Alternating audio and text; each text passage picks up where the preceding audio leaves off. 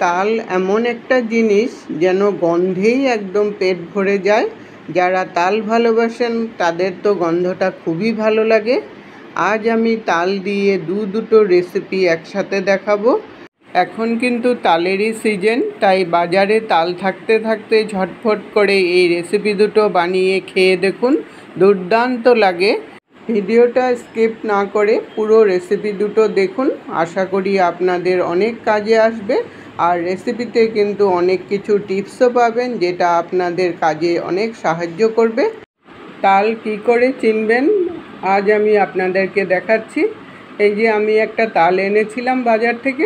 তালটা দেখুন একটু পেটটা মোটা থাকে আর একদম গোল ধরনের থাকে তালটা, আর একদম কালো কুচকুচে থাকবে তালটা, সেরকমই তালটা কিন্তু খুব ভালো হয়।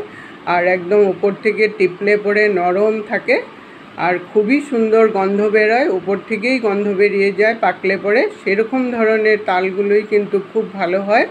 আর লাল ধরনের একটা তাল থাকে, সেই তালটা কিন্তু পাকাও হয় না আর একটু তেতোটা বেশি থাকে। আর এরকম কালো ধরনের তালগুলো কিন্তু তেতো কমই থাকে। তালটাকে ছুলে চালনির মধ্যে রস করে নিয়েছি। একটা তালের থেকে দেখুন কতটা রস বেরিয়েছে, আর রসটা কিন্তু খুবই ঘন ছিল। এই রসটার মধ্যে আমি 1 ঘন্টা আগে চুন মেখে রেখেছিলাম, 2-3 জায়গায় চুনটা দিয়েছিলাম। চুনটা দেখুন একদম শক্ত হয়ে চাক্কা হয়ে গেছে। তালের রসের মধ্যে চুন দিয়ে রেখে দিবেন, তাহলে তালের যে একটা তেতো ভাব থাকে ওই তেতো ভাবটা কিন্তু একদম চলে যাবে। এই চুনেই কিন্তু তালের তেতো ভাবটাকে টেনে নিয়ে যায়, যার জন্য চুনটা শক্তও হয়ে যায়। দেখুন 3 জায়গায় আমি রেখেছিলাম, তাই 3টা জায়গায় চাক্কা চাক্কা এরকম করে বের করে নিলাম চুনটাকে। অনেকে আবার কাপড়ে বেঁধে এটাকে ঝুলিয়ে রাখে রসটাকে, আস্তে আস্তে করে জলটা বেরোতে থাকে, সেরকম করেও কিন্তু তেতো ভাবটা চলে যায়। ওই প্রসেসটা একটু অন্যরকম লেন্দি হয়ে যায় আর একটু কষ্টকরও হয়ে যায়। আর এই প্রসেসটা কিন্তু খুবই ইজি চুন মেখে রেখে দিলে। চুনগুলোকে উঠিয়ে নিয়ে এখন তালের রসটাকে আমি 2 ভাগ করব। 2 ভাগ করে 2টো ভাগ দিয়ে 2টো রেসিপি বানাবো। একটা ভাগ দিয়ে তালের ক্ষীর বানাবো আর একটা ভাগ দিয়ে তালের বড়া বানাবো। বড়াগুলো কিভাবে তুলতুলে নরম হয় তারও প্রসেস আপনাদেরকে দেখাবো। ভিডিওটা স্কিপ না করে দেখতে থাকুন, আশা করি আপনাদের কাছে খুবই ভালো লাগবে। পুরো রসটাকে 2 ভাগে ভাগ করে নিলাম, সমান ভাগে। এখন একটা ভাগের মধ্যে আমি হাফ বাটি নারকেল কোড়া মেশাবো। এটা ড্রাই নারকেল কোড়া, আপনাদের যদি ফ্রেশ নারকেল কোড়া থাকে ওটা দিয়েও বানাতে পারেন, খুবই ভালো লাগবে খেতে। আর মিষ্টির জন্য হাফ বাটি চিনি দিয়ে দিলাম। মিষ্টিটা আপনাদের টেস্ট অনুসারে দিবেন আর তালের মিষ্টতা অনুযায়ী সেইভাবেই মিষ্টিটাকে দিবেন। আর হাফ প্যাকেট আমুল তাজা দুধ দিয়ে দিলাম। আমুল তাজা দুধ এমনিতেও ঘন থাকে, একটু ঘন করা দুধটাকে দেবেন, তাহলেই রেসিপিটা কিন্তু খুবই ভালো হয়। এখন সব উপকরণগুলোকে ভালো করে মিশিয়ে নেব প্রথমে। এই কাজটা কিন্তু আপনারা কড়াইতে দিয়েও করতে পারেন। আমি বাটির মধ্যে দিয়ে ভালো করে মিশিয়ে নিয়েই একবারে বসাবো। মিশ্রণটা ভালোভাবে মিক্স আপ হয়ে গেছে। এখন এটাকে একটা সাইডে রেখে দিলাম, আর একটা বাটিতে যেটা আলাদা করে রেখেছিলাম ওইটাকে এখন রেডি করব। ওটার মধ্যেও সেম প্রসেস, আধা বাটি নারকেল কোড়া দিয়ে দিলাম। এটাও ড্রাই নারকেল কোড়া, আপনারা ইচ্ছা করলে নারকেল কোড়া ছাড়াও বড়াগুলো বানাতে পারেন, তাহলেও খেতে খুব ভালো লাগবে। আর নারকেল কোড়াটা দিলে একটু টেস্টটা বেড়ে যায়। ব্যালেন্সের জন্য খুবই সামান্য পরিমাণে নুন একটু দিয়ে দিলাম। মিষ্টি জিনিসে একটু নুন দিয়ে দিবেন, তাহলে মিষ্টির স্বাদটা কিন্তু দ্বিগুণ বেড়ে যায়। আর হাফ বাটি চিনি দিয়ে দিলাম, এটাও মিষ্টতা অনুযায়ী দিবেন, তালের যেরকম মিষ্টি ওই অনুযায়ী দিবেন।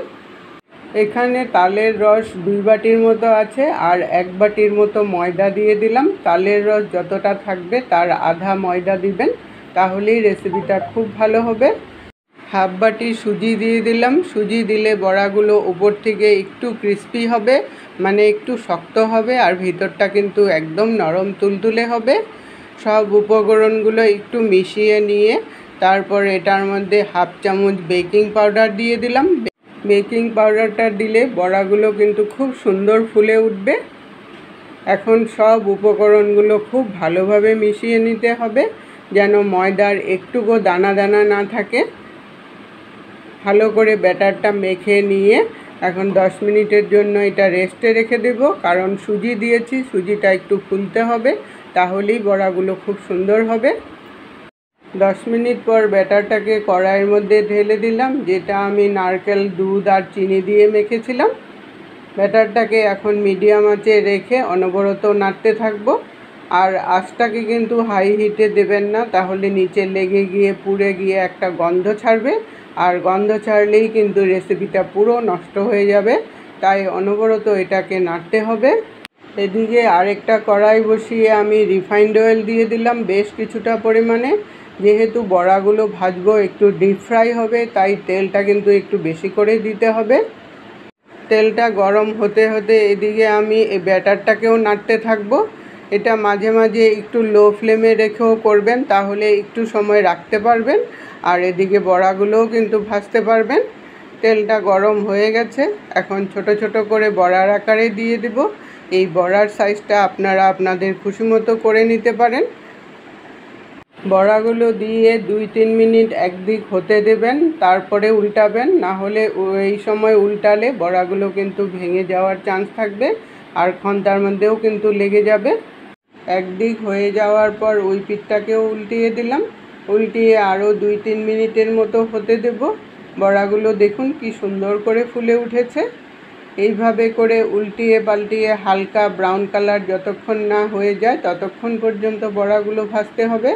বড়াগুলো ভাজতে ভাজতে যখন একটা ব্রাউন কালার চলে আসলো, লাল ভাব চলে আসলো, তখনই আমি বড়াগুলো নামিয়ে নিলাম। এইভাবে করে বাকি বড়াগুলো ভেজে নামিয়ে নিতে হবে। সবগুলো বড়া এইভাবে লাল লাল করে ভেজে নামিয়ে নিলাম। এই বড়া ভাজার সময় দূর থেকে কিন্তু তালের একটা সুন্দর গন্ধ বেরোতে থাকে। আর এদিকে ব্যাটারটা কিন্তু নাড়তে নাড়তে অনেকটা শুকিয়ে আসছে। এটাকে কিন্তু যত শুকাবেন রেসিপিটা খেতে কিন্তু খুবই ভালো লাগবে। প্রায় আধা ঘন্টা 40 মিনিট মতো লেগেছে আমার এটাকে শুকাতে। শুকাতে শুকাতে যখন দেখবেন একদম শুকনো শুকনো হয়ে গেছে আর কড়াই থেকে উঠে আসছে, তখনই বুঝবেন যে তালের ক্ষীর আমার একদম রেডি। এর থেকে বেশি শুকালে কিন্তু ঠান্ডা হলে রেসিপিটা আরও শক্ত হয়ে যাবে। একটু শুকনো শুকনো অবস্থাতেই এটাকে নামাতে হবে। সব বড়া ভেজে নামিয়ে নিয়েছি, আর তালের ক্ষীরও রেডি হয়ে গেছে। রেসিপি দুটো কেমন লাগলো বন্ধুরা কমেন্ট করে জানাবেন। এইভাবে করে তালের ক্ষীর বানিয়ে আপনারা পাটিসাপটা পিঠাও বানাতে পারেন, আর এটা রুটির সাথে, মুড়ির সাথে, পরোটার সাথেও খেতে কিন্তু খুবই ভালো লাগে। এতক্ষণ আমার সঙ্গে থেকে আপনাদের বহুমূল্য সময় দিয়ে আমার ভিডিওটা দেখার জন্য অসংখ্য ধন্যবাদ বন্ধুরা। আবার দেখা হবে নতুন রেসিপির সাথে। সুস্থ থাকুন, ভালো থাকুন।